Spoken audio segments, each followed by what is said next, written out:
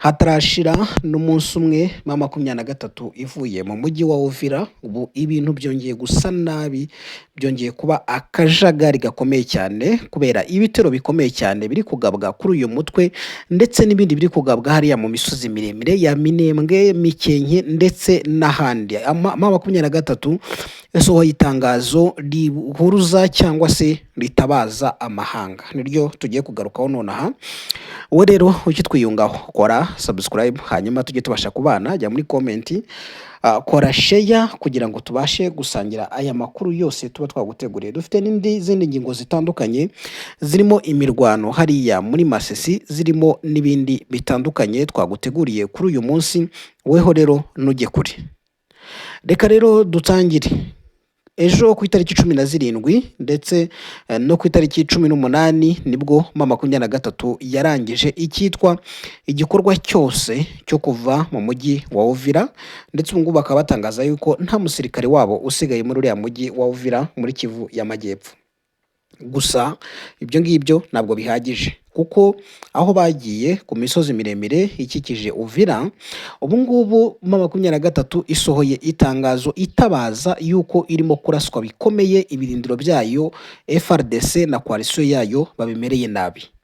Ibyo ni ibintu barimo kugenda bagaragaza ubu ngubu mu itangazo rigezweho rero risohowe n'uyu mutwe wa M23. M23 cyangwa se Alliance Fleuve Congo, ihuriro rya Alliance Fleuve Congo M23, risohoye itangazo rimenyesha amahanga, rimenyesha abantu bose ndetse n'ibindi bihugu bitandukanye ko ryatanze agahenge cyangwa se ryatangaje agahenge k'intambara ku ruhande rumwe, mu mwuka wo kwitwara neza no gutanga amahirwe nyayo yo kugarura amahoro. Ahangaha bagarukaga ku kuba baremeye kurekura Uvira, bakavuga ko babisabwe n'umuhuza Leta Zunze Ubumwe za Amerika. Bati rero twebwe ku ruhande rwacu nta muntu biduhatiye, twemeye kurekura Uvira kugira ngo dutange amahoro. Atariko kandi ku ruhande rw'ubutegetsi bwa Kinshasa bakomeje gushyira mu bikorwa gahunda yo kurimbura mu buryo buteguwe abaturage bacu no kurenga ku mugaragaro ku masezerano n'imyanzuro yose biyemeje, irimo iyo guhagarika agahenge cyangwa se nako iyo guhagarika intambara hakajyaho agahenge. Ati ibingibi bakomeje kubirengaho ndetse barenga no kubyasabwe n'umuhuza. Bavuze ko ingabo za coalition y'ubutegetsi bwa Leta ya Kinshasa, no kuvuga ngo FRDC, hazamo abarundi, hazamo wazarendo, hazamo na FDL ndetse n'abacancuro, ngo bakomeje kugaba ibitero bigambiriye ku birindiro bya M23 ndetse ngo no mu duce dutuwe n'abaturage benshi cyane. Ibi bitero bikaba bigabwa cyane cyane kugira ngo byice abaturage ndetse binakuremo M23 mu birindiro byabyo, ikigaragaza ko ngo Leta ya Kongo ikifuza ko igisubizo cyaba intambara aho kuba ibiganiro by'amahoro. M23 ikomeza itanga ingero, aho yagarutse ku byo kuri uyu wa gatanu ku itariki 19 z'ukwezi kwa 12 2025. Bati guhera saa 12 za mu gitondo zo kuri uyu munsi, ariko muri itangazo hari abo bavuga yuko ari uguhera ku isaha y'isa 11 za mu gitondo cyo kuri uyu wa gatanu, ngo hatangiye kumvikana ibintu biteye ubwoba.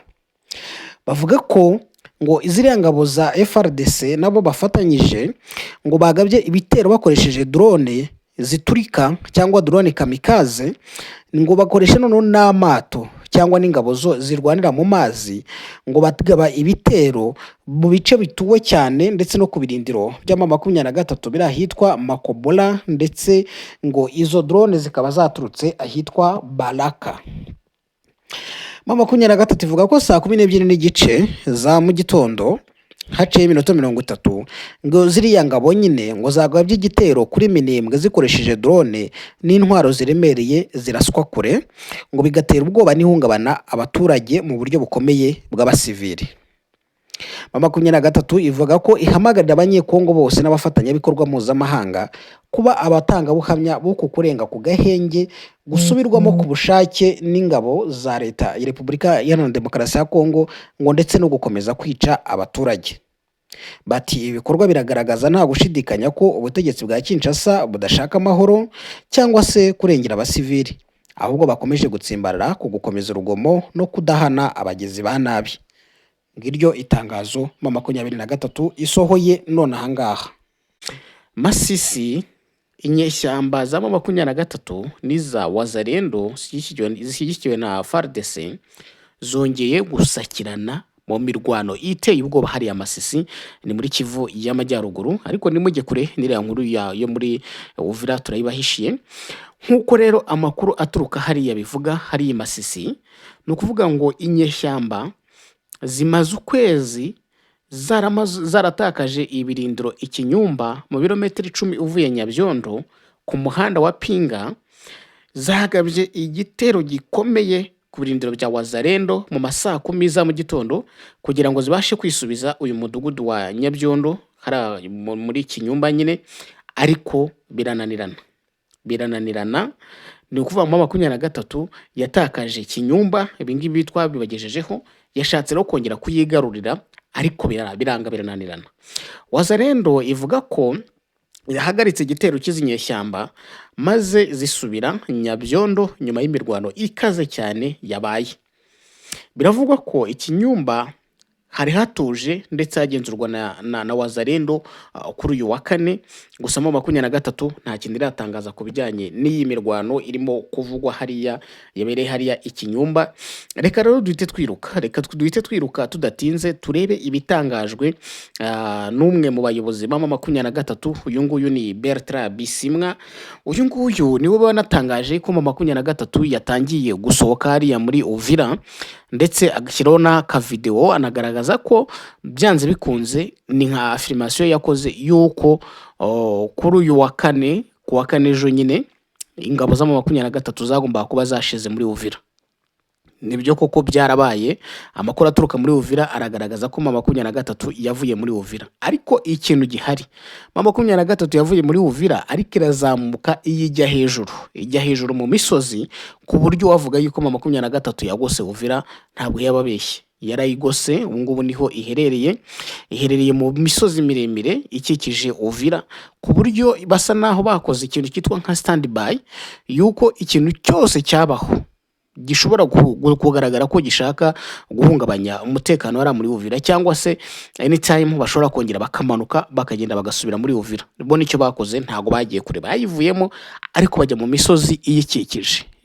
Bikaba rero ari ikimenyetso kigaragara ko M23 n'ubundi irasa naho ijisho rimwe ririmo rireba Uvira mu gihe irindi ririmo kureba ahandi. Hagati aho ngaho rero, nyuma yuko uyu mutwe uvuye hariya muri Uvira, amakuru ahari nayo ibisasu biremereye. M23 binyuze muri Bertrand Bisimwa ivuga ko guhera ku isaa 12:38 z'uyu munsi, ni ukuvuga kuri uyu wa gatanu, ni mu gitondo nyine cyo kuri uyu wa gatanu, ku itariki 19 z'ukwezi kwa 12, mu gace kitwa Mikenke ngo habaye iterwa ry'ibisasu biremereye, bombardement, ngo ryakozwe n'ingabo za coalition y'ubutegetsi bwa Kinshasa. No kuvuga ngo bashaka kuvuga ngo la force de la coalition du régime de Kinshasa, babashaka kuvuga FARDC, babashaka kuvuga FDLR, babashaka kuvuga Barundi, babashaka kuvuga Wazalendo, babashaka kuvuga abacanshuro, abo bafatanya nyine kurwanya M23. Mu gitondo cyo kuri wa gatano, abangaba ngo ku isaa 12:38 bagize gutya batera ibisasu biremereye cyane hariya mu Mikenke. Mu Mikenke rero ni kamwe mu gace ko mu misozi miremire. Noneho Bertrand Bisimwa akavuga ati mu by'ukuri ni ibintu wavuga yuko atari byiza. Ati ubundi twabonaga yuko kuba M23 ivuye muri Uvira ari ikimenyetso kigaragaza yuko turi gushaka amahoro. Atariko byaba byiza mu by'ukuri Uvira iramutse irinzwe, abaturage bayo barinzwe, bakarindwa ingabo mbi z'umwanzi ndetse n'ingengabitekerezo mbi yazo. Twakubitiye rero hariya mu Mikenke aho bivugwa, tubona ko ibitero ngo bya drone bya FARDC nibyo byifashishijwe hariya mu misozi ya nuza ya hariya mu nyine y'Umurenge, ni ukuvuga ngo hariya muri Kivu y'Amajyepfo igisirikare cya leta FARDC ndetse na koalisiyo yacyo nyine bafatanya cyongeye kugaba ibitero bikomeye gikoresheje indege zitagira abapilote, bikaba ari ibitero byibasiye cyane cyane igice gituwemo n'abanyamurenge cyane. Ni ukuvuga ngo izi drone ngo zarashe ibisasu bibiri mu gace ka Rwicankuku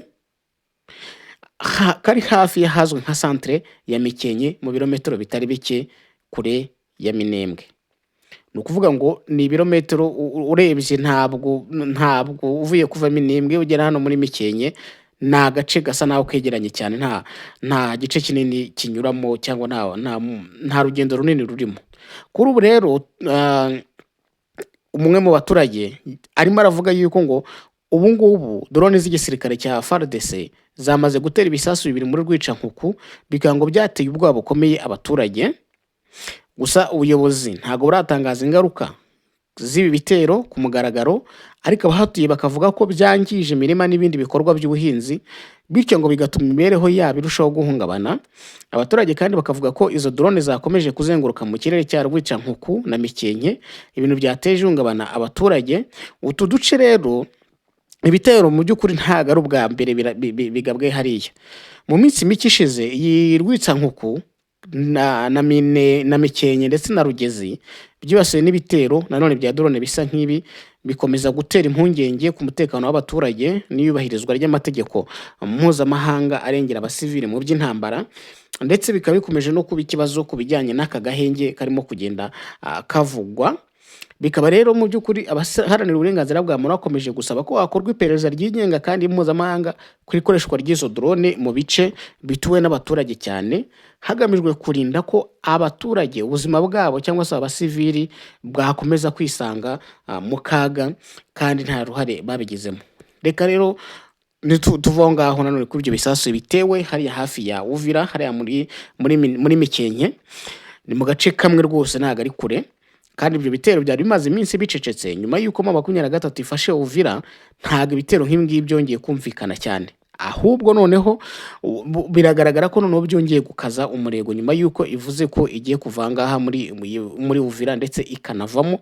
Ibi bitero bisa naho byongeye gukaza umurego cyane. Reka turebe noneho M23 umuyobozi ukomeye irijije hariya muri Leta Zunze Ubumwe za Amerika. Niyo nkuru tugiye gusorezaho, niyo nkuru tugiye kubagezaho. Ubundi uyu nguyu arazwi, ni umusenateri ukomeye cyane. Yitwa Senateri Lindsey Graham, uhagarariye leta ya South Carolina mu nteko ishinga amategeko ya Leta Zunze Ubumwe za Amerika. Uyu nguyu yageze gutya ashima icyemezo cy'ihuriro AFC-M23 cyo kuva mu mujyi wa Uvira, agaragaza ariko ko ashenguwe n'ibitero M23 iri kugenda igabwaho. Tariki ya 17/18 abarwanyi ba M23 bavuye mu mujyi wa Uvira. Ayo makuru twayabagejejeho hashingiye ku cyifuzo cya Amerika isanzwe igira uruhare mu biganiro by'amahoro bihuza iri huriro n'ubutegetsi bwa Repubulika ya Demokarasi ya Kongo. Mbere yuko aba barwanyi batangira kuva mu mujyi wa Uvira, M23 yo yitangarije ko ihuriro ry'ingabo za leta RDC ritagomba kuwusubiramo. Ntabwo rigomba gusubira mu mujyi wa Uvira, n'abarundi na wazarendo ntibagomba gusubiramo, ahubwo bagomba gushakwa abasirikare ngo bari netre badafite abo babogamiye bakaribo bagenzura uyu mujyi. Bityo M23 yasabye ko abahuza barimo Amerika, barimo Qatar, umuryango wa Afurika yunze ubumwe ndetse na EAC na SADC bakwiye gushaka uburyo bwizewe bwo kurinda umutekano w'abasivili hariya muri Uvira. Uyu muyobozi rero wungirije ushinzwe ibikorwa bya politiki muri M23 Bertrand Bisimwa tugiye yaravuze ati ni ikintu kiza kubona ingabo za M23 ziva muri Uvira, ariko bizaba byiza cyane kubona Uvira n'abantu bayo barindwa ingabo z'abagizi ba nabi n'ingengabitekerezo yazo mbi. Nubwo ariko ku rundi ruhande M23 yafashe iki cyemezo, ibirindiro byayo mu bice byo mu ntara Kivu y'Amajyaruguru cyane cyane muri teritwari ya Masisi bikomeje kugenda bigabwaho ibitero n'imitwe ya wazarendo ishyigikiwe na leta, ndetse twamabwiye yuko ejo imasisi hariya M23 yarwanye na wazarendo ishaka kwigarurira agace ka Kinyumba, ariko birangira bidakunze. Leta ya RDC ntabwo mu by'ukuri yanyuzwe n'icyemezo cya M23 cyo kurekura Uvira no kuyivamo, ahubwo ivuga ko ngo iyi ngiyi ngo ari agakino, ngo kuko ngo iyo biza kuba ari byo ngo M23 ngo yakagombye ngo kuba ngo ikura abarwanyi bayo mu bice byose ngo igenzura na za Bukavu, za Goma ndetse n'ahandi hatandukanye yagiye yigarurira. Ni mu gihe ariko nanone urebye ugarutse inyuma ibiganiro bya Doha byo muri Katari hagati ya M23 na leta birakomeje, byo nta kibuza kuba. Graham rero mu ijoro ryo kuri uyu wa 18 Ukuboza no kuvanga ryakeyemo uyu wa gatanu, Senateri Graham yatangaje ko amakuru y'icyemezo cya M23 cyo gukura abarwanyi mu mujyi wa Uvira cyamushimishije, ariko ko yababajwe nuko M23 iri kugenda igabwaho ibitero bitandukanye. Ati nishimiye kubona amakuru avuga ko ingabo za M23 ziri kuva muri Uvira muri RDC, ariko biranshengura kumva ko izi ngabo ziri kuvamo ziri kugabwaho ibitero. Ni ngombwa ko Amerika ishimangira uruhare rwayo rw'ubuyobozi igasubiza impande zose ku meza y'ibiganiro. Senateri Graham yasobanuye ko ibiganiro by'amahoro hagati y'impande zihanganye ari ingenzi kuko biri mu cyerekezo cya Perezida Donald Trump wa Amerika cyo kugeza akarere k'ibiyaga bigari ku mahoro n'iterambere ry'ubukungu. Ngibyo ibitangajwe na Senateri Graham ku bijyanye no kuba M23 yaravuye Uvira. Ibyo ngibyo rero urumva ko we ababazwa no kuvuga ngo ni gute umuntu arekura ahantu ashaka amahoro, ariko ibitero bikomeye bigakomeza kugenda bimugabwaho. Ati hakwiye kugira ikintu gikorwa, Amerika igomba kugira ikintu ukora, kongera guhuriza abantu ku meza, mbese igasa nitegeka ko n'ibyo bitero cyangwa n'ibindi byose bigabwa kuri M23 byagenda bihagarara. Nuko Senateri Graham we abibona. Tubashimire rero, turagaruka mu kanya.